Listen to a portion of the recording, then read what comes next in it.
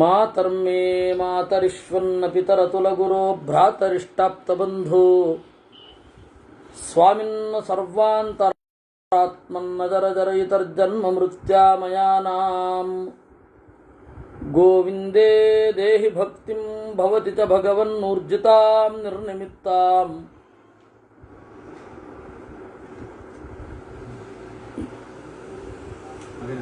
ಇದೆ ಅಂತ ಹೇಳಿ ಫೋನ್ ಮಾಡಿ. ನಿರ್ನಿಮಿತ್ತಾಂ ನಿರ್ವ್ಯಾಜಾಂ ನಿಶ್ಚಲಾಂ ಸದ್ಗುಣಗಣ ಬೃಹತೀಂ ಶಾಶ್ವತೀಮಾಶುದೇವ ನಾರಾಯಣಂ ನಮಸ್ಕೃತ್ಯ ನರಂ ಚೈವ ನರೋತ್ತಮಂ ದೇವೀಂ ಸರಸ್ವತೀಂ ವ್ಯಾಸಂ ತತೋ ಗ್ರಂಥಮುದೀರಯೇ.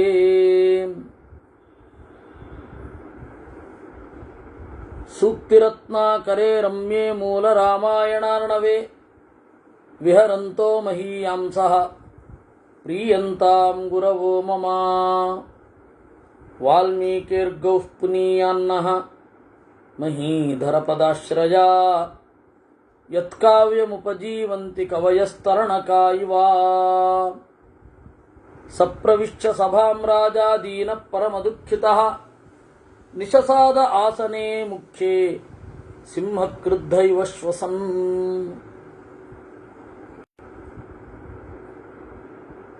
ಇಂದ್ರಜಿತು ಎಂಬ ಮಗನನ್ನು ಕಳೆದುಕೊಂಡು ದುಃಖವನ್ನು ತುಂಬಿಕೊಂಡು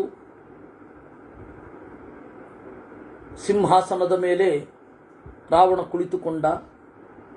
ಅಬ್ರವೀಚ್ಚ ಸತಾನ್ ಸರ್ವಾನ್ ಬಲ ಮುಖ್ಯಾನ್ ಮಹಾಬಲಃ ರಾವಣ ಪ್ರಾಂಜಲಿರ್ವಾಕ್ಯಂ ಪುತ್ರವ್ಯಸನಕರ್ಷಿತಃ. ಮಗನನ್ನ ಕುರಿತಾದ ಸಂಕಟದಿಂದ ಕಂಗೆಟ್ಟು ಎಲ್ಲ ಸೈನಿಕರನ್ನ ಕರೆದು ನುಡಿದ, ಸೇನಾಧಿಪತಿಗಳನ್ನು ಕರೆದು ನುಡಿದ. ಸರ್ವೇ ಭವಂತಃ ಸರ್ವೇಣ ಹಸ್ತ್ಯಶ್ವೇನ ಸಮಾವೃತಾಃ ನಿರ್ಯಾತ ರಥ ಸಂಘೈಶ್ಚ ಹಸ್ತ್ಯಶ್ವೈಶ್ಚೋಪಶೋಭಿತಾಃ. ನೀವೆಲ್ಲರೂ ಆನೆ ಕುದುರೆಗಳನ್ನು ಏರಿ ರಥಗಳನ್ನು ಏರಿ ಹೊರಡ್ರಿ. ಏಕಂ ರಾಮಂ ಪರಿಕ್ಷಿಪ್ಯ ಸಮರೇ ಹಂತುಮರ್ಹಥ ಪ್ರಹೃಷ್ಟಾಶ್ಚರವರ್ಷಾಣಿ ಪ್ರಾವೃಟ್ಕಾಲ ಇವಾಂಬುದಾಃ. ರಾಮನನ್ನೇ ಗುರಿಯಾಗಿಸಿಕೊಂಡು ಯುದ್ಧ ಮಾಡ್ರಿ. ಎಲ್ಲರೂ ಕೂಡ ರಾಮನನ್ನೇ ಆಕ್ರಮಿಸಬೇಕು, ಬೇರೆ ಬೇರೆಯವರನ್ನಲ್ಲ. ಅಥವಾಹಂ ಶರೈಸ್ತೀಕ್ಷ್ಣೈಃ ಭಿನ್ನಗಾತ್ರಂ ಮಹಾಹವೇ ಭವದ್ಭಿಶ್ವೋ ನಿಹಂತಾಸ್ಮಿ ರಾಮಂ ಲೋಕಸ್ಯ ಪಶ್ಯತಃ. ಅಥವಾ ನಾನೊಬ್ಬನೇ ರಾಮನನ್ನ ನೀವೆಲ್ಲ ನೋಡ್ತಾ ಇರಬೇಕಾದ್ರೆ ಕೊಂದೇನು, ರಾತ್ರಿ ಆಗಿದೆ, ನಾಳೆ ಬೆಳಗ್ಗೆ ಯುದ್ಧಕ್ಕೆ ಹೋಗಬೇಕು ಅಂತ. ಇತ್ಯೇತದ್ವಾಕ್ಯಮಾದಾಯ ರಾಕ್ಷಸೇಂದ್ರಸ್ಯ ರಾಕ್ಷಸಾಃ ನಿರ್ಯಯುಸ್ತೆ ರಥೈಃ ಶೀಘ್ರೈಃ ನಾನಾನೀಕೈಶ್ಚ ಸಂಯುತಾಃ. ಈ ಮಾತನ್ನ ಸ್ವೀಕರಿಸಿ ದಡದಡನೆ ಹೊರಟರು. ಆಮೇಲೆ ರಾಕ್ಷಸರಿಗೂ ವಾನರರಿಗೂ ದೊಡ್ಡ ಯುದ್ಧ ಆಯಿತು. ಅವರು ಆಯುಧ ಹಿಡ್ಕೊಂಡಿದ್ದಾರೆ, ಇವರಿಗೆ ಯಾವ ಆಯುಧಗಳೂ ಇಲ್ಲ. ರಾಕ್ಷಸರ ಆಯುಧವನ್ನೇ ಕಿತ್ಕೊಳ್ಬೇಕು, ಇಲ್ಲವೇ ತಮ್ಮ ಕಲ್ಲು,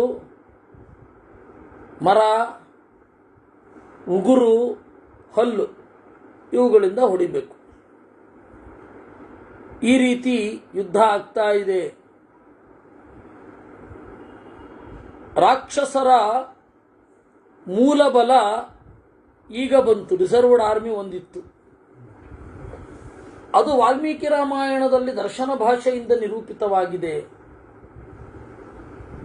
ಮಧ್ವಾಚಾರ್ಯರು ಮತ್ತು ಮಹಾಭಾರತ, ಆಮೇಲೆ ಬೇರೆ ಬೇರೆ ಪುರಾಣಗಳು ಆ ಮೂಲ ಬಲವನ್ನು ಹೇಳಿವೆ. ಆ ಮೂಲ ಬಲದಲ್ಲಿ ಯಾರ್ಯಾರಿದ್ದಾರೆ ಎಲ್ಲರೂ ಬಂದರು. ಅವ್ರ ಬಗ್ಗೆ ಹೇಳಬೇಕಾದ್ರೆ ಬಹಳ ನಿರೂಪಣೆ ಮಾಡುತ್ತಾರೆ. 30,000 ಮಹೌಘಕಾನಾಂ ಅಂತಾರೆ.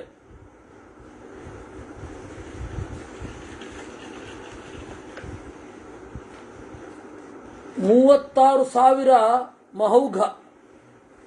ಒಂದು ಮಹೌಘ ಅಂದರೆ ಒಂದು ಸಂಖ್ಯೆಯ ಮುಂದೆ 26 0 ಇರಬೇಕು.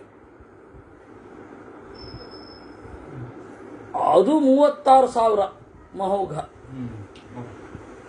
ಇದನ್ನ ವಾಲ್ಮೀಕಿ ರಾಮಾಯಣ ಇದೇ ಸಂಖ್ಯೆಯಲ್ಲಿ ಹೇಳಲಿಲ್ಲ, ಬಹಳ ಅಂತ ಅಷ್ಟೇ ಹೇಳಿದೆ. ವಾಲ್ಮೀಕಿಗಳು ಯಾಕೆ ಆ ರೀತಿ ಮಾಡಿದ್ರು ನಮಗೆ ಗೊತ್ತಿಲ್ಲ. ಪ್ರಾಯ ದೈವದ ಆದೇಶ, ನೀನು ಈ ಗುಟ್ಟನ್ನು ಪೂರ್ತಿಯಾಗಿ ಬಿಟ್ಕೊಡಬೇಡ ಅಂತ ಇರಬಹುದು. ತುಂಡು ತುಂಡಾಗಿಯೂ ಹೇಳಬಹುದು ಅವರು. ಇಷ್ಟೇ ಸಂಖ್ಯೆಯನ್ನ ಇಲ್ಲೊಂದು ಸ್ವಲ್ಪ, ಮತ್ತೆ ಮುಂದೆ ಒಂದು ಸ್ವಲ್ಪ, ಅದ್ರ ಮುಂದೆ ಒಂದು ಸ್ವಲ್ಪ, ಆ ಥರನೂ ಹೇಳಬಹುದು. ಆ ಹಿನ್ನೆಲೆಯಲ್ಲಿ ನಾವೀಗ ನೋಡಬೇಕು. ಬಹಳ ಜನ ರಾಕ್ಷಸರು ಬಂದ್ರಂತೆ. ಯಾವ ರೀತಿ ಬಂದ್ರು ಅಂತಂದ್ರೆ ಅವರನ್ನು ತಡಿಲಿಕ್ಕೆ ಆಗಲಿಲ್ಲ.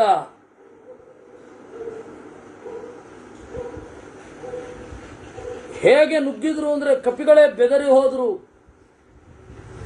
ಅವಾಗ ರಾಮ ತನ್ನ ಬಹಳ ರೂಪವನ್ನು ತೆಗೆದುಕೊಂಡ.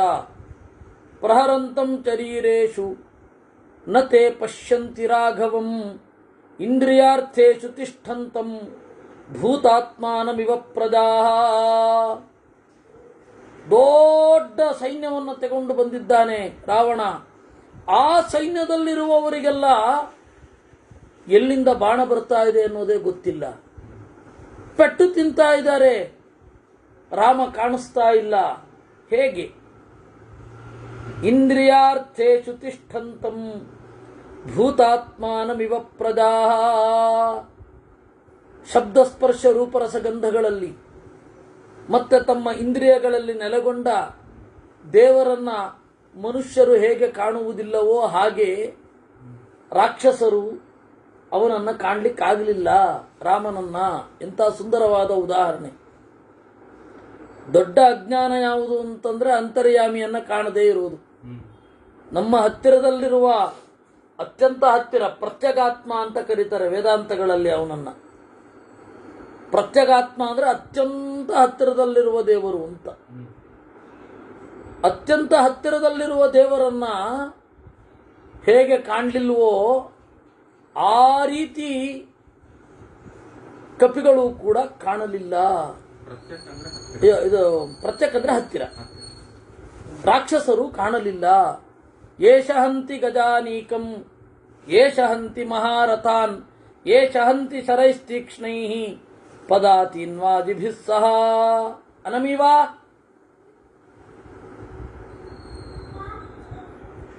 ಏಷ ಹಂತಿ ಗಜಾನೀಕಂ.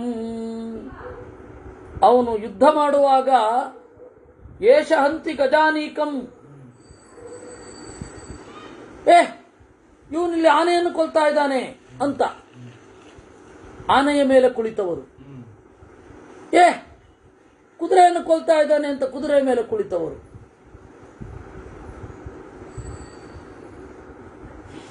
ನಮ್ಮನ್ನ ಕೊಲ್ತಾ ಇದ್ದಾನೆ ಅಂತ ಹೇಳಿ ರಥಿಕರು. ಇವನು ಇವನು ಇವನು ಅಂತ ಎಲ್ಲರಿಗೂ ಇವನು ಆಗಬೇಕಾದ್ರೆ ಬಹಳ ರೂಪಗಳು ಇರಲೇಬೇಕು.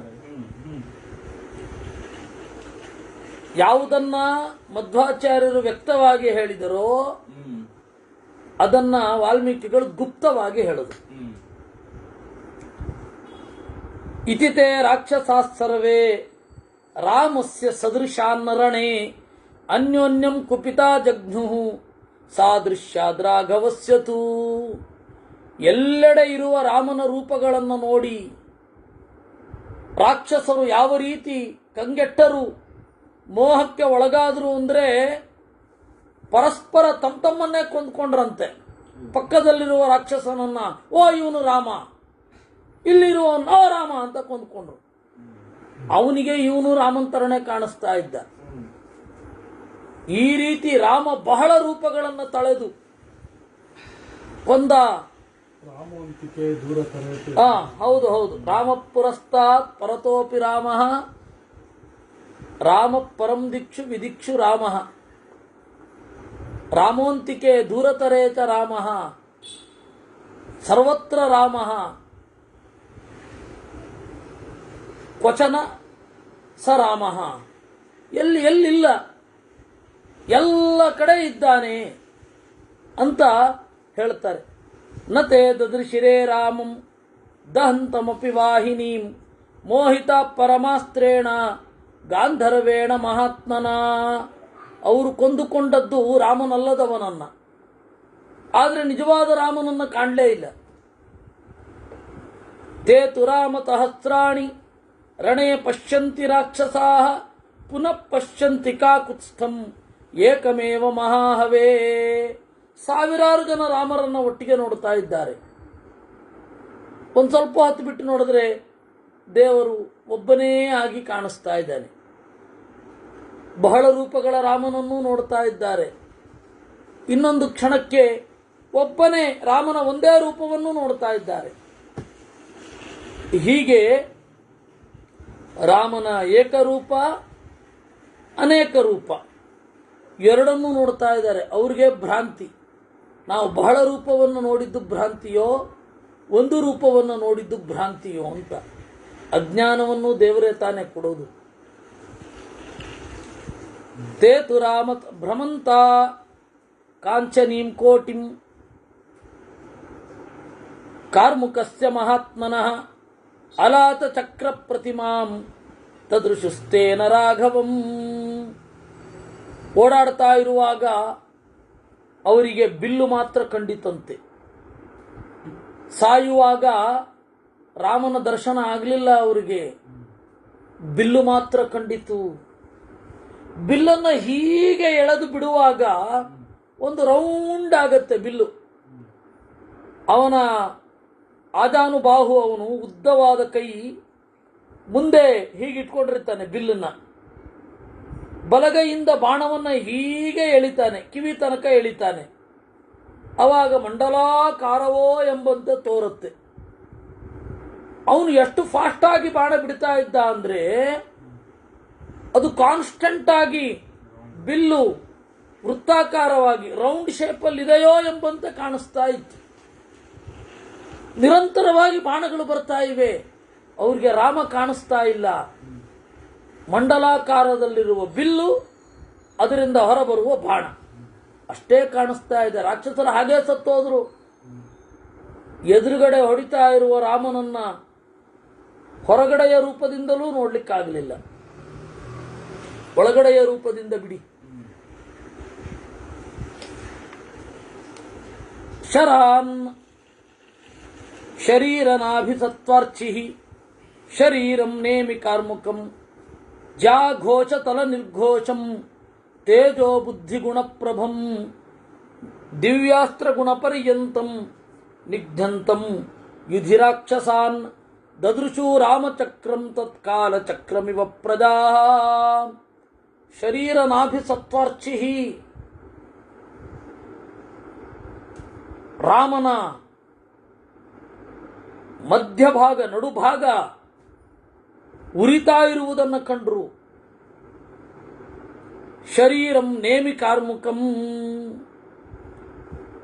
ನಿರಂತರವಾಗಿ ಬಿಲ್ಲಿನ ನಡುಭಾಗವನ್ನು ಹಿಡಿದು ಬಾಗಿಸಿದ ರಾಮನನ್ನ.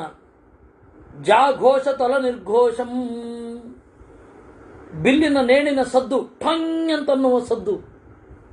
ತೇಜೋ ಬುದ್ಧಿಗುಣ ಪ್ರಭಂ, ಒಂದು ಚೂರು ಕೂಡ ಅಲುಗಾಡದೆ, ಟಾರ್ಗೆಟ್ ಅನ್ನು ಮಿಸ್ ಮಾಡದೆ, ಮೈ ಮರೆಯದೆ ಬಾಣ ಬಿಡ್ತಾ ಇರಬೇಕಾದ್ರೆ ಅವನ ಬುದ್ಧಿ ಎಷ್ಟು ಬ್ರೈಟ್ ಆಗಿದೆ ಅಂತ. ಆ ತರಹದ ಒಬ್ಬ ರಾಮ ಅಲ್ಲ. ದದೃಶೂ ರಾಮಚಕ್ರಂ ತತ್ ಕಾಲಚಕ್ರಮಿವ ಪ್ರಜಾ. ರಾಮಚಕ್ರ, ಚಕ್ರ ಅಂದ್ರೆ ಸಮೂಹ, ರಾಮಚಕ್ರವನ್ನೇ ಕಂಡ್ರಂತೆ. ಅನೀಕಂ ದಶಸಾಹಸ್ರಂ ರಥಾನಾಂ ವಾತರಂ ಹತಾಂ ಅಷ್ಟಾದಶ ಸಹಸ್ರಾಣಿ ಕುಂಜರಾಣಾಂ ತರಸ್ವಿನಾಂ ಚತುರ್ದಶ ಸಹಸ್ರಾಣಿ ಸಾರೋಹಾಣಾಂಚ ವಾಜಿನಾಂ ಪೂರ್ಣೇ ಚತುಸಹಸ್ರೇ ದ್ವೇ ರಾಕ್ಷಸಾನಾಂ ಪದಾತಿನಾಂ. 10,000 ಆನೆಗಳು, 10,000 ರಥಗಳು, ಅದರಲ್ಲಿ ಕುಳಿತ ಸಾರಥಿ ಮತ್ತು ಯೋಧ 20,000 ಆಯಿತು. ಅಷ್ಟಾದಶ ಸಹಸ್ರಾಣಿ ಕುಂಜರಾಣಾಂ ತರಸ್ವಿನಾಂ 18,000 ಆನೆಗಳು. 18,000 ಆನೆಗಳಲ್ಲಿ 4 ಜನ ಇರ್ತಾರೆ. ಮುಂದೆ ಒಬ್ಬ ಆನೆಯ ಮಾವುತ, ಆಮೇಲೆ ಹಿಂದೆ ಆಯುಧಗಳನ್ನು ಪೂರೈಸುವವನು, ಆಮೇಲೆ ಇವನಿಗೆ ಅಸಿಸ್ಟೆಂಟು, ಮತ್ತೆ ಯುದ್ಧ ಮಾಡುವ ಪ್ರಧಾನ. ಹೀಗೆ 4 ಜನ ಇರ್ತಾರೆ. 18 4 ಅಂತ ಇಟ್ಟುಕೊಳ್ಳಿ, 64,000 ಅಂದರೆ 18,000 ಆನೆಗಳನ್ನು ಕೊಂದ್ರೆ 64,000 ಅದರಲ್ಲಿರುವ ಜನರನ್ನು ಕೊಲ್ಲಬೇಕು. ಚತುರ್ದಶ ಸಹಸ್ರಾಣಿ ತಾರೋಹಾನಾಂಚ ವಾಜಿನಾಂ 14,000 ಕುದುರೆಗಳು, ಅದರ ಮೇಲೆ ಒಬ್ಬೊಬ್ಬನೇ ಕೂತಿರ್ತಾನೆ. ಪೂರ್ಣೇ ಶತಸಹಸ್ರೇ ದ್ವೇ ಪೂರ್ಣವಾದ 2,00,000 ಪದಾತಿಗಳು ಒಂದು ಟೈಮಿಗೆ ಕೊಂದಿದ್ದಂಥವ್ರು. ಒಂದು ಟೈಮಿಗೆ ಅಷ್ಟು ರಾಮರೂಪಗಳನ್ನು ತಗೊಂಡಿದ್ದಾನೆ. ಇದು ಎಲ್ಲ ಇಷ್ಟೊಂದು ಜನರನ್ನು ಕೊಂದಲ್ಲ. ಎಷ್ಟಾಯಿತು? ದಿವಸಸ್ಯಾಷ್ಟಭಾಗೇನ ಶರೈರಗ್ನಿ ಶಿಖೋಪಮೈಹಿ ಹತಾನಿ ಏಕೇನ ರಾಮೇಣ ರಕ್ಷಸಾಂ ಕಾಮರೂಪಿಣಾಂ. ದಿವಸಸ್ಯ ಅಷ್ಟಭಾಗೇನ, ಒಂದು ದಿವಸದ 1/8 3 ಗಂಟೆ ಅದರಲ್ಲಿ ಕೊಂದು ಹಾಕಿದ್ದು. ದಿವಸ ಅಂದ್ರೆ ಬೇರೆ ಬೇರೆ ತರದ ಲೆಕ್ಕ ಇದೆ. ಈ ಸೂರ್ಯೋದಯದಿಂದ ಮುಂದಿನ ಸೂರ್ಯೋದಯದ ತನಕವೂ 1 ದಿನ ಅಂತ ತಗೊಳ್ಬಹುದು. ಸೂರ್ಯೋದಯದಿಂದ ಸೂರ್ಯಾಸ್ತ ತನಕವೂ 1 ದಿನ ಅಂತ ತಗೊಳ್ಬಹುದು. ಯಾವ ದಿವಸ ತಗೊಂಡ್ರೂ ಅವನ ಪರಾಕ್ರಮವನ್ನ ನಾವು ಅಳಿಲಿಕ್ಕಂತೂ ಆಗಲ್ಲ. ಸಾಮಾನ್ಯ ಶ್ರಾದ್ದದಲ್ಲಿ ತಗೊಳ್ಬೇಕಾದ್ರೆ ಬೆಳಗ್ಗೆ ಸೂರ್ಯೋದಯದಿಂದ ಸಂಜೆಯ ತನಕ ತಗೊಳ್ಳೋದು, ಅಷ್ಟೇ ಟೈಮು. ಮಾರನೇ ದಿವಸ ರಾತ್ರಿಗೆಲ್ಲ ತಗೊಂಡ್ಬಿಡಲ್ಲ. ಅದನ್ನು ಜೋರಾಗಿ ಹೇಳಿದ್ರೆ ಸಾಕು, ಆಫೀಸಿಂದ ಬಂದ್ಬಿಟ್ಟು ಮಾಡ್ತೀವಿ ಅಂತಾರೆ. ಅದರಿಂದಾಗಿ ದಿವಸಸ್ಯಾಷ್ಟಭಾಗೇನ ಶ್ರಾದ್ದದಲ್ಲಿ ತಗೊಳ್ಳೋದು ಬೆಳಗ್ಗೆ ಸೂರ್ಯೋದಯದಿಂದ ಹಿಡಿದು ಸೂರ್ಯಾಸ್ತದ ತನಕದ ದಿವಸವನ್ನು. ಹತಾನ್ಯೇಕೇನ ರಾಮೇಣ ರಕ್ಷಸಾಂ, ಒಬ್ಬನೇ ರಾಮ ಕೊಂದು ಹಾಕಿದ್ದು. ಹೀಗೆ ಕುದುರೆಯನ್ನ, ರಥವನ್ನ, ಆನೆಯನ್ನ ಪ್ರೀತಿಸಿದವರೆಲ್ಲರೂ ಅದರ ಜೊತೆಗೆ ಹೊರಟು ಹೋದರು.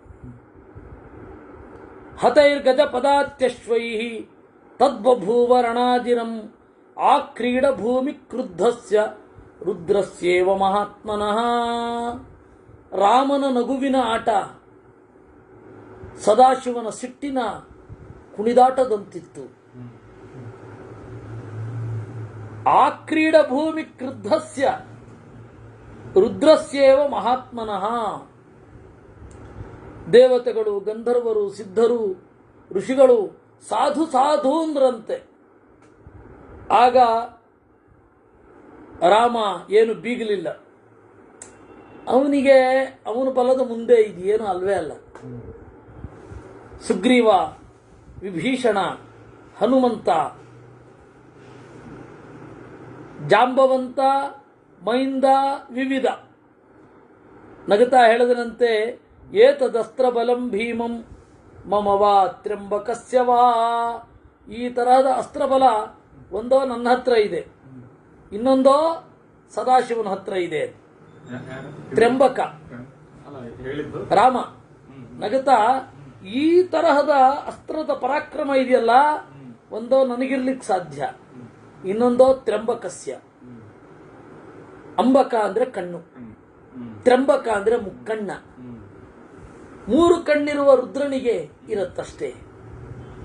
ನಿಹತ್ಯ ತಾಂ ರಾಕ್ಷಸ ರಾಜವಾಹಿನಿ ರಾಮಸ್ತದಾ ಚಕ್ರ ಸಮೋ ಮಹಾತ್ಮ ಅಸ್ತ್ರೇಷು ಶಸ್ತ್ರೇಷು ಜಿತಕ್ಲಮಶ್ಚ ಸಂಸ್ತೂಯತೆ ದೇವಗಣೈ ಪ್ರಹೃಷ್ಟೈ.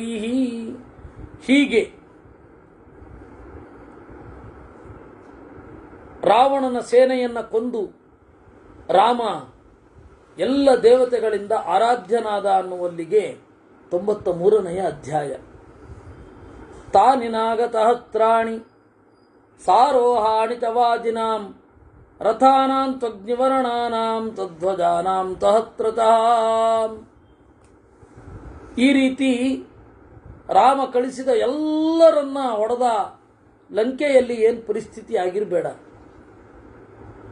ದೃಷ್ಟ್ವಾ ಶ್ರುತ್ವಾ ಚ ಸಂಭ್ರಾಂತಾಃ ಹತಶೇಷಾ ನಿಶಾಚರಾಃ ರಾಕ್ಷಸ್ಯಶ್ಚ ಸಮಾಗಮ್ಯ ದೀನಾಶ್ಚಿಂತಾ ಪರಿಪ್ಲುತಾಃ. ನೋಡಿ ಕಂಗೆಟ್ಟರು ರಕ್ಕಸಿಯರು ದೀನರಾಗಿ ಬಾಡಿದ ಮೋರೆಯವರಾಗಿ ಬಂದರು. ವಿಧವಾಹತ ಪುತ್ರಾಶ್ಚ, ಗಂಡನನ್ನು ಕಳೆದುಕೊಂಡವರು, ಮಕ್ಕಳನ್ನು ಕಳೆದುಕೊಂಡವರು, ಬಂಧುಗಳನ್ನು ಕಳೆದುಕೊಂಡ ರಕ್ಕಸಿಯರು ಜೋರಾಗಿ ಅಳ್ಳಿಕ್ಕೆ ಶುರು ಮಾಡಿದ್ರಂತೆ. ಕಥಂ ಶೂರ್ಪಣಕ ವೃದ್ಧ ಕರಾಳ ನಿರ್ಣತೋದರಿ ಆಸಸಾದವನೇ ರಾಮಂ ಕಂದರ್ಪ ಸಮರೂಪಿಣಂ. ಶೂರ್ಪಣಕ್ಕೆ ಬುದ್ಧಿನೇ ಇಲ್ಲ. ಮುದಿಯಾದವಳು, ನಿರ್ಣತೋದರಿ, ಡೊಳ್ಳು ಹೊಟ್ಟೆಯವಳು ಆದ ರಾಮನನ್ನ ಕಂದರ್ಪ ಸಮರೂಪಿಣಂ, ಕಾಮನಿಗೆ ಸಮನಾದ ರಾಮನನ್ನ ನನಗೆ ಜೋಡಿ ಅಂತ ಹೆಂಗೆ ಅಂದುಕೊಂಡ್ಲೋ ಏನೋ ಅವಳು ಅವತ್ತು ಅಂದುಕೊಂಡದ್ದರ ಪರಿಣಾಮ ಇವತ್ತು ನಾವೆಲ್ಲ ಕಳ್ಕೊಂಡ್ವಿ. ಸುಕುಮಾರಂ ಮಹಾಸತ್ವಂ ಸರ್ವಭೂತಹಿತೇ ರತಂ ತಂ ದೃಷ್ಟ್ವಾ ಲೋಕವಧ್ಯಾಸ ಹೀನರೂಪ ಪ್ರಕಾಮಿತ. ಮೃದುವಾದ ಮೈಯವನು, ಹಿರಿದಾದ ಕಸುವಿನವನು, ಎಲ್ಲ ಜೀವರಿಗೆ ಹಿತವುಂಟು ಮಾಡುವ ರಾಮನನ್ನ ಯಾಕಾಗಿ ಹೊಂದಿದಳೋ? ಕಥಂ ಸರ್ವಗುಣೈರ್ಹೀನ ಗುಣವಂತಂ ಮಹೌಜತಂ ಸುಮುಖಂ ದುರ್ಮುಖಿ ರಾಮಂ ಕಾಮಯಾಮಾಸ ರಾಕ್ಷಸಿ. ಯಾವ ಗುಣಗಳೂ ಇರದ ಶೂರ್ಪಣಖಿ ಗುಣದಿಂದ ತುಂಬಿದ ರಾಮನನ್ನ,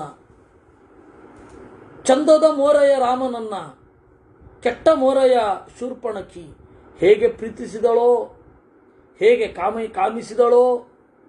ಜನಸ್ಯಾಸ್ಯಾಲ್ಪ ಭಾಗ್ಯತ್ವಾತ್ ವಲಿನಿ ಶ್ವೇತ ಮೂರ್ಧಜ ಅಕಾರ್ಯಮಪಹಾಸ್ಯಂಚ ಸರ್ವಲೋಕ ವಿಗರ್ಹಿತಂ.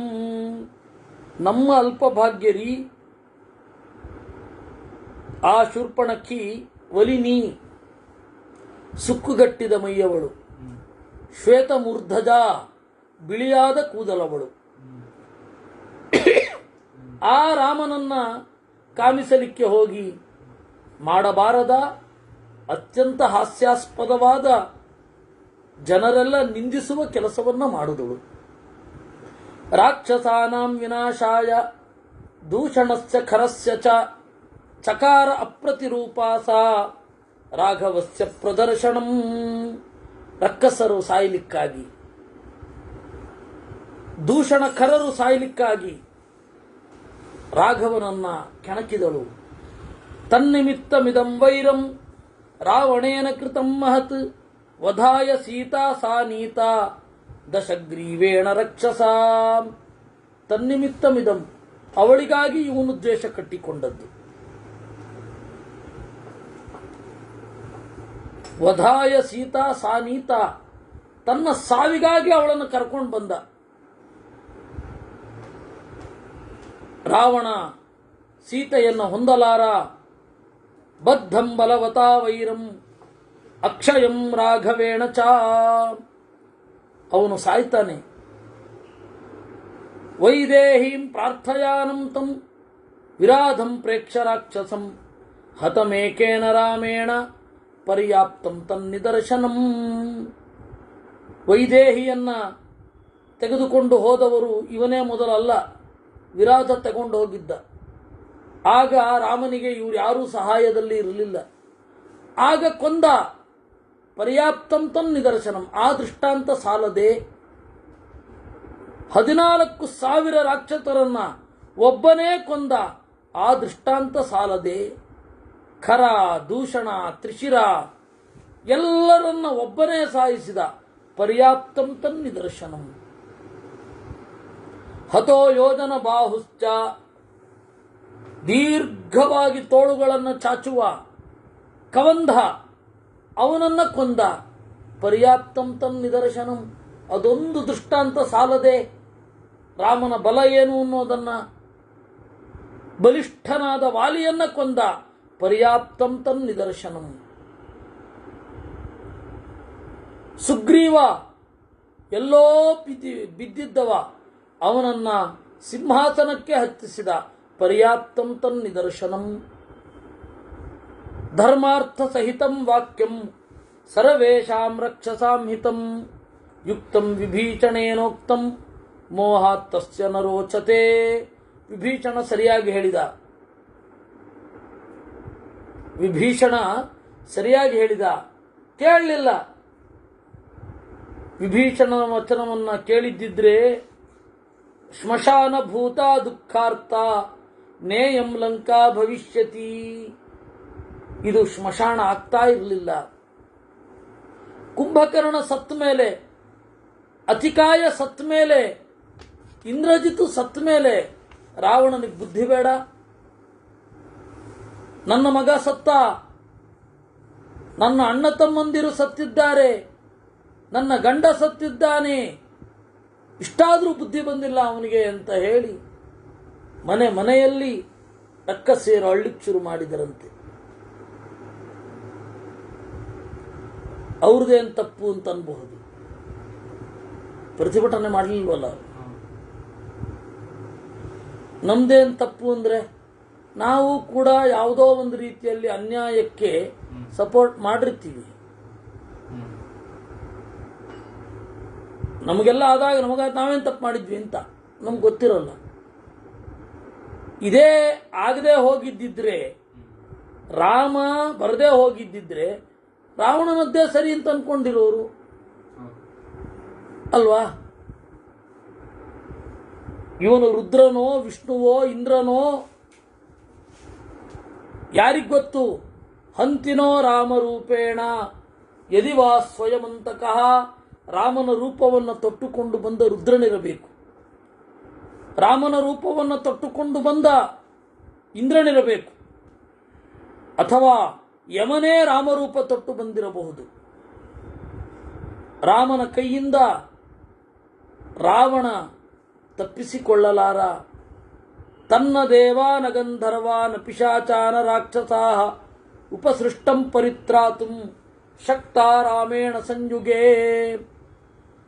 ದೇವತೆಗಳು, ಗಂಧರ್ವರು, ಪಿಶಾಚರು, ರಾಕ್ಷಸರು ಯಾರೂ ಕೂಡ ರಾಮನ ಕೈಯಿಂದ ರಾವಣನನ್ನ ಪಾರು ಮಾಡಲಾಗುವುದಿಲ್ಲ. ಪ್ರತಿ ಸರ್ತಿ ಯುದ್ಧಕ್ಕೆ ಹೋದಾಗ ಉತ್ಪಾತಗಳು ತೋರ್ತವೆ.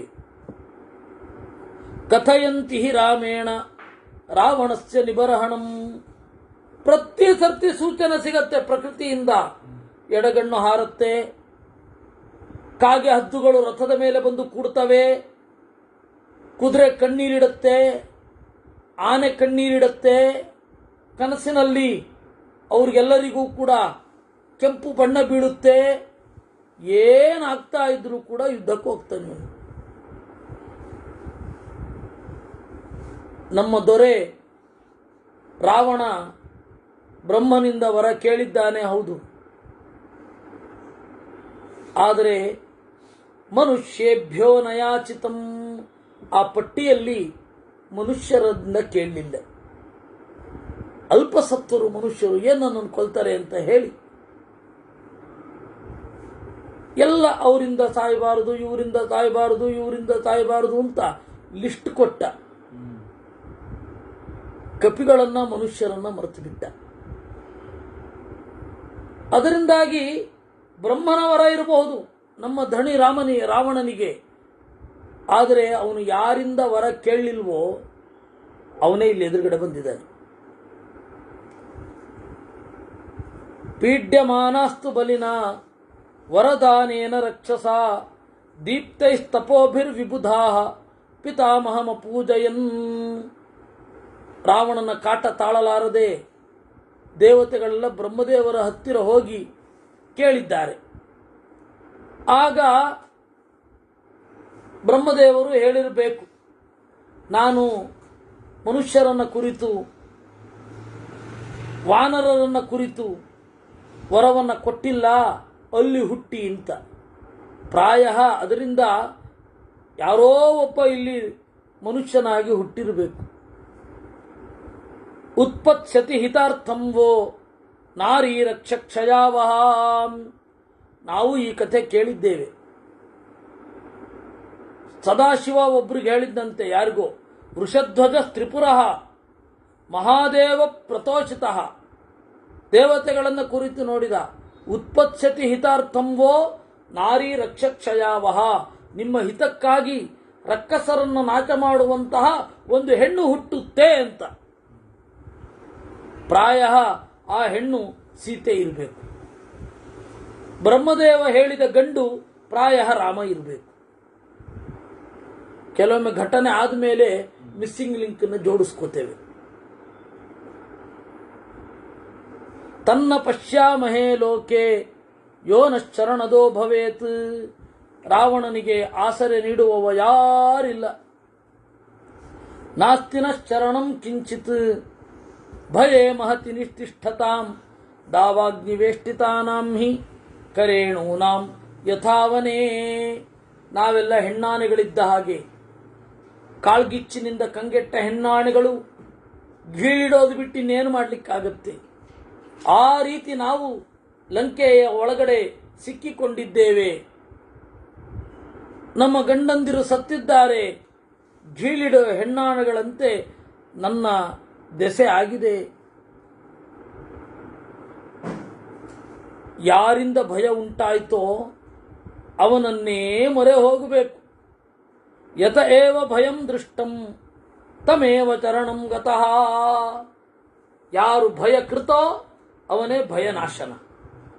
ಅದು ಬುದ್ಧಿವಂತ ವಿಭೀಷಣನಿಗೆ ಗೊತ್ತಾಯಿತು, ಅವರ ಅಣ್ಣ ದಡ್ಡ ಗೊತ್ತಾಗಲಿಲ್ಲ. ಈ ರೀತಿಯಾಗಿ ಹೋ ಅಂತ ಅಳ್ತಾ ಇದ್ದಾರೆ ಅನ್ನುವಲ್ಲಿಗೆ 94ನೆಯ ಸರ್ಗ ಮುಗಿದಿದೆ. ಆರ್ತಾನಾಂ ರಾಕ್ಷಸೀನಾಂ ತು ಲಂಕಾಯಾಂ ವೈ ಕುಲೆ ಕುಲೆ ರಾವಣ ಕರುಣಂ ಶಬ್ದಂ ಶುಶ್ರಾವ ಪರಿದೇವಿತಂ. ಹೀಗೆ ಕಂಗೆಟ್ಟವರನ್ನ ನೋಡಿದ, ಕೇಳಿದ. ದೀರ್ಘಕಾಲ ಧ್ಯಾನಮಾಸ್ಥಿತ, ಸುಮ್ಮನಾದ. ಸಿಟ್ಟು ಬಂತು. ಸಂದಶ್ಚ ದಶನೈರೋಷ್ಠಂ, ಹಲ್ಲು ಕಡಿದ. ಸಿಟ್ಟಿನಿಂದ ಕಣ್ಣೆಲ್ಲ ಕೆಂಪಾಯಿತು.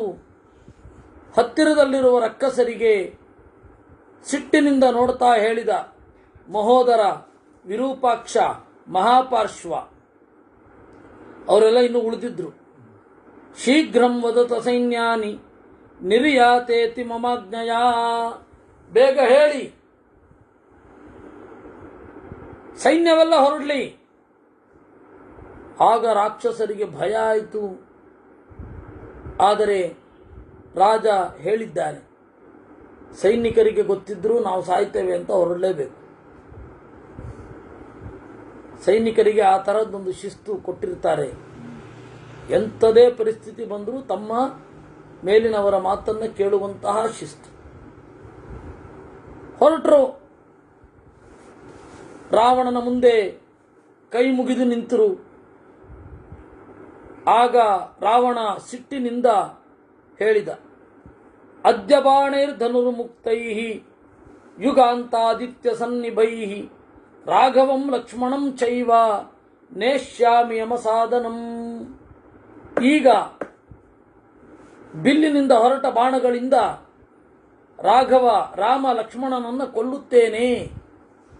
ಖರ, ಕುಂಭಕರ್ಣ, ಪ್ರಹಸ್ತ, ಇಂದ್ರಜಿತ್ ಅವರೆಲ್ಲ ಸತ್ತಿದ್ದಕ್ಕೆ ಪ್ರತೀಕಾರವನ್ನು ಮಾಡುತ್ತೇನೆ. ಯುದ್ಧದಲ್ಲಿ ಎಷ್ಟು ಜನರನ್ನ ಕಳ್ಕೊಂಡ್ವಿ ಅಂತನ್ನುವ ಲೆಕ್ಕವನ್ನ ಢಾಣಾಢಂಗೂರವಾಗಿ ಹೇಳಲಿಕ್ಕಾಗತ್ತಾ? ನಮ್ಗೆ ಯಾಕೆ ಇಷ್ಟು ತಲೆ ಇಲ್ಲ? ಹೇಳೋ ಅಗತ್ಯ ಇಲ್ಲ, ಹೇಳಬಾರದು. ದೇವರ ದಯದಿಂದ ಲಂಕೆಯಲ್ಲಿ ಇವ್ರು ಯಾರೂ ಇರಲಿಲ್ಲ, ಅದಕ್ಕಾಗಿ ಅಷ್ಟು ಸುಖವಾಗಿತ್ತು, ಅಷ್ಟು ಕಾಲ ಬಾಳಿತದು. ಯುದ್ಧದಲ್ಲಿ ನಷ್ಟ ಅನ್ನೋದು ಸಹಜ.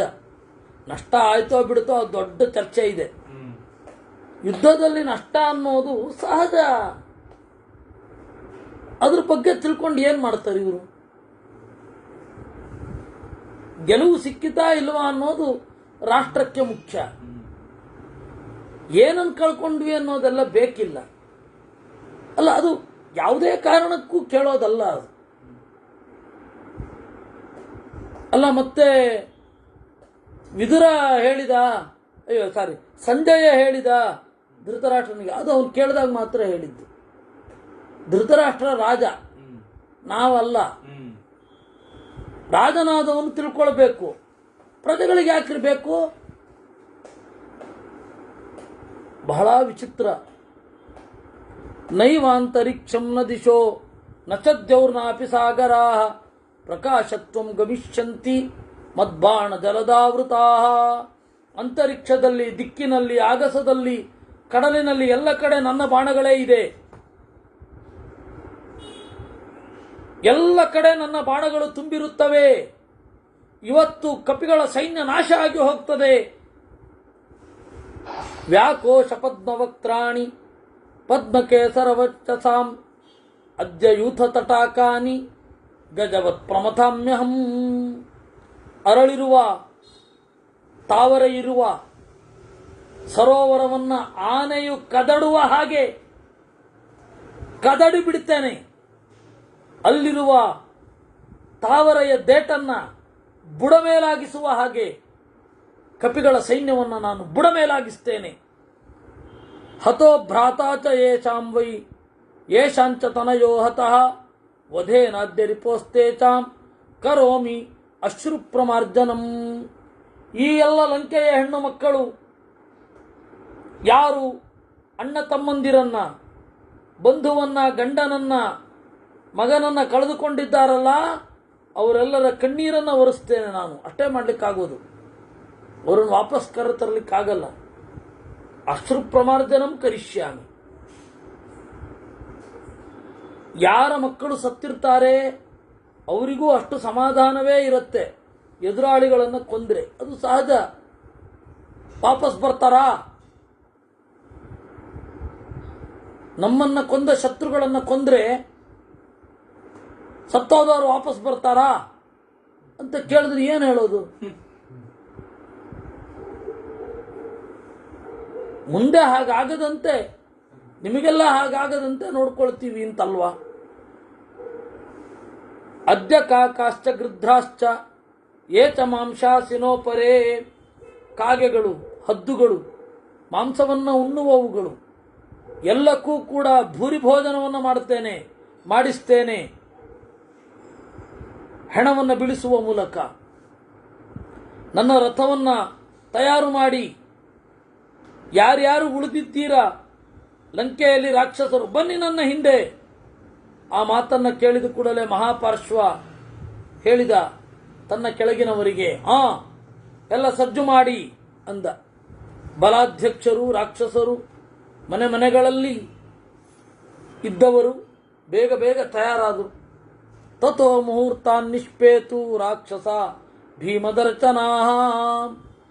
ಕೂಡಲೇ ಹೊರಬಿದ್ರಂತೆ. ಮತ್ತೆ ಅದೇ ತರಹದ ಸಂಖ್ಯೆಯ ಜನ,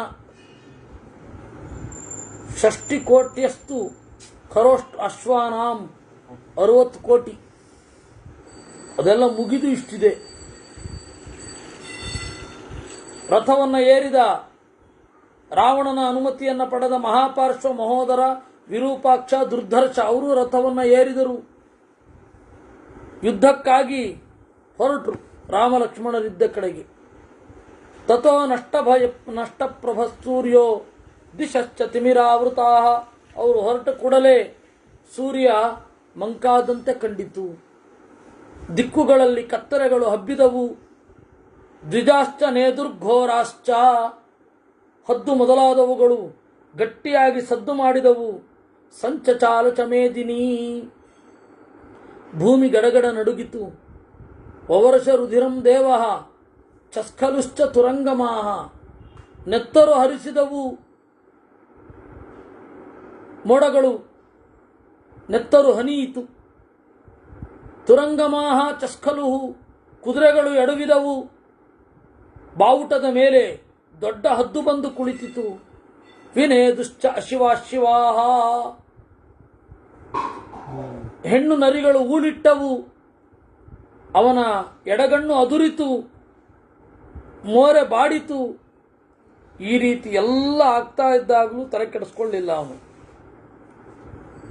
ಹೊರಟ. ತತಸ್ತತಸ್ತಸ್ಯ ಶರಪ್ರವೇಗಂ ಶೋಢುಂ ನ ಶೇಕುಹು ಹರಿಯೂಥಪಾಸ್ತೆ. ಅವರು ಬಂದಾಗ ಮತ್ತೆ ಕಪಿಗಳಿಗೆ ರಾಕ್ಷಸರ ಬಲ ಅದು ತಡಿಲಿಕ್ಕಾಗಲಿಲ್ಲ ಅನ್ನುವಲ್ಲಿಗೆ 95ನೆಯ ಸರ್ಗ ಆಯಿತು. ತಥಾ ತೈಕೃತ್ತಗಾತ್ರೈಸ್ತು ದಶಗ್ರೀವೇಣ ಮಾರ್ಗಣೈ ಬಭೂವ ವಸುಧಾ ತತ್ರ ಪ್ರಕೀರ್ಣ ಹರಿಭಿಸ್ತದಾ. ರಾವಣನ ಆ ಆರ್ಭಟವನ್ನು ಯಾರೂ ತಡಿಲಿಕ್ಕೆ ಆಗಲಿಲ್ಲ. ಸುಗ್ರೀವ ಸೋತಿದ್ದನ್ನು ನೋಡಿ, ತಾನು ಯುದ್ಧಕ್ಕೆ ತನ್ನವರು ಸೋತಿದ್ದನ್ನು ನೋಡಿ ತಾನು ಯುದ್ಧಕ್ಕೆ ಅಂತ ಬಂದ. ಮಮರ್ದಚ ಮಹಾಕಾಯೋ ರಾಕ್ಷಸಾನ್ವಾನರೇಶ್ವರ, ಬಹಳ ಜನರನ್ನ ಹೊಡೆದ. ವಿರೂಪಾಕ್ಷ ಸುಗ್ರೀವನ ಎದುರು ಬಂದ. ಚುಕ್ರೋಶಚ ಮಹಾಕ್ರೋಧೋ ವಧೇ ಚಾಸ್ಯ ಮನೋದಧೇ, ಜೋರಾಗಿ ಒಂದು ಕೂಗು ಹಾಕಿ ಸುಗ್ರೀವ ಮರವನ್ನು ಎತ್ತುಕೊಂಡು ಹೊಡೆದ. ಸತು ಪ್ರಹಾರಾಭಿಹತಃ ಸುಗ್ರೀವೇಣ ಮಹಾಗಜ ಅಪಾಸರ್ಪಧನುರ್ಮಾತ್ರಂ ನಿಶಸಾದನನಾದ ಚ. ಮರ ತಗೊಂಡು ಹೊಡೆದಿದ್ದಕ್ಕೆ ಆ ಮಹಾಪಾರ್ಶ್ವ ಕುಳಿತ ಆನೆ ಒಂದು ಮಾರು ಹಿಂದೆ ಹೋಯ್ತಂತೆ ಅಷ್ಟೆ. ಗಜಾತ್ತು ಮಥಿತಾತ್ತೂರ್ಣಂ ಅಪಕ್ರಮ್ಯತ ವೀರ್ಯವಾನ್ ರಾಕ್ಷಸೋಭಿಮುಖ ಶತ್ರುಂ ಪ್ರತ್ಯುದ್ಗಮ್ಯತ ತಕ್ಕಪಿಂ. ಆನೆಯಿಂದ ಅವನು ಕೆಳಗಡೆ ಇಳಿದ. ಎತ್ತಿನ ಚರ್ಮದಿಂದ ಮಾಡಿದ ಗುರಾಣಿಯನ್ನ, ಕಬ್ಬಿಣದ ಕತ್ತಿಯನ್ನ ಹಿಡಿದು ಬೈತಾ ಬಂದ ಸುಗ್ರೀವನ ಹತ್ತಿರ. ಸಹಿತಸ್ಯಾಪಿ ಸಂಗೃಹ್ಯ ಪ್ರಗೃಹ್ಯ ವಿಪುಲಾಂ ಚಿಲಾಂ ವಿರೂಪಾಕ್ಷಸ್ಯ ಚಿಕ್ಷೇಪ ಸುಗ್ರೀವೋ ಜಲದೋಪಮಾಂ.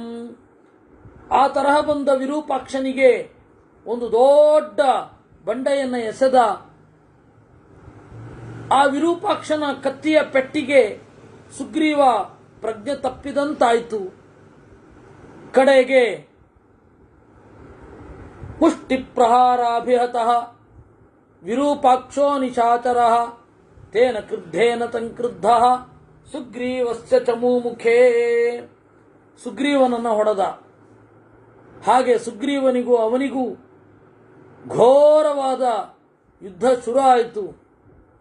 ಒಂದು ಹಂತದಲ್ಲಿ ಕಪಿಗಳು ಅಯ್ಯೋ ಸುಗ್ರೀವ ಸೋತನೋ ಅನ್ಕೊಳ್ತಾ ಇರುವಾಗ ಇದ್ದಕ್ಕಿದ್ದಂತೆ ಜೋರಾಗಿ ಹೊಡೆದ ವಿರೂಪಾಕ್ಷ ಸತ್ತ. ಬಲಂ ಸಮೇತಂ ಕಪಿರಾಕ್ಷಸಾನಾಂ ಉದ್ವೃತ್ತ ಗಂಗಾ ಪ್ರತಿಮಂ ಬಭೂವ. ಈ ರೀತಿ ವಿರೂಪಾಕ್ಷನನ್ನ ಸುಗ್ರೀವ ಕೊಂದ. ಪಂಕ್ತಿಮುಖ ಅಂತ ಹೇಳಿ ಒಬ್ಬ ರಾಕ್ಷಸ, ಭರ್ತೃಪಿಂಡಸ್ಯ ಕಾಲೋಯಂ ನಿರ್ವೇಷ್ಟುಂ ಸಾಧು ಯುದ್ಧತಾಂ, ಓಡ್ತಾ ಇರುವ ರಾಕ್ಷಸರನ್ನ ಕುರಿತು ಹೇಳಿದ. ಧಣಿ ಹಾಕಿದ ಅನ್ನದ ಋಣವನ್ನ ತೀರಿಸಲಿಕ್ಕಾದ್ರೂ ಯುದ್ಧ ಮಾಡ್ರಿ ಅಂದ. ರಾಕ್ಷಸರು ಓಡಿ ಹೋಗ್ತಾ ಇದ್ದವರು ತಿರುಗಿ ಬಂದ್ರಂತೆ.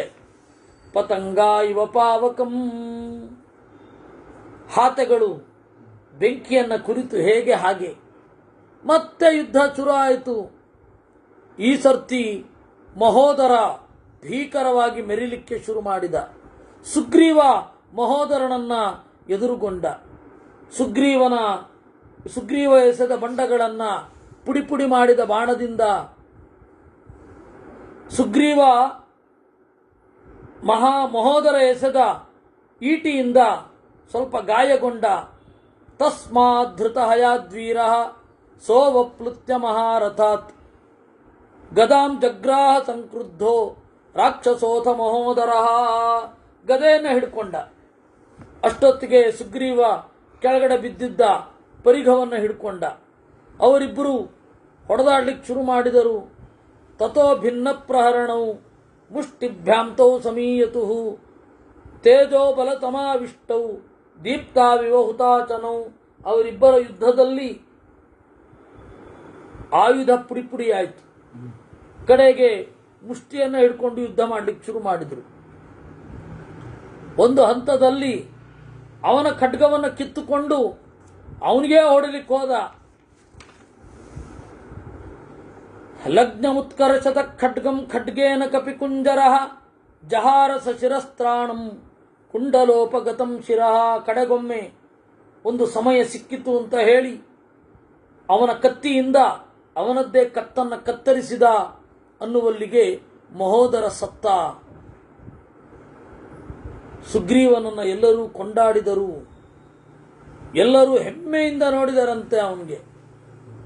ಅವನಿತಲಗತೈಶ್ಚ ಭೂತ ಸಂಘೈ ಹರುಷ ಸಮಾಕುಲಿತೈ ನಿರೀಕ್ಷಮಾಣ. ಹೀಗೆ 97ನೆಯ ಸರ್ಗ ಆಗಿದೆ. ಮಹೋದರ ಹೋದ ಮೇಲೆ ಮಹಾಪಾರ್ಶ್ವ ಅಂಗದನಿಂದ ಸತ್ತ.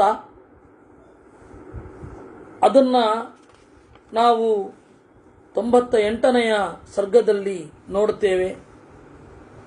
ಹೀಗೆ ಅವರ ಪರಾಕ್ರಮದ ವರ್ಣನೆ ಮುಂದುವರಿಯುತ್ತೆ. ರಾವಣ ಆಗ ಏನು ಮಾಡಿದ?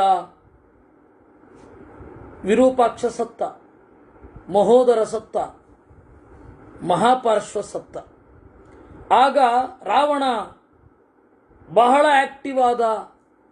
ರಾಮನನ್ನ ಕುರಿತು ನೇರವಾಗಿ ಬರಲಿಕ್ಕೆ ಹೊರಟ ಅನ್ನುವಲ್ಲಿಗೆ 99ನೆಯ ಸರ್ಗ ಶುರು ಆಗುತ್ತೆ. ಅದನ್ನು ಮುಂದಿನ ಶನಿವಾರ ನೋಡೋಣ.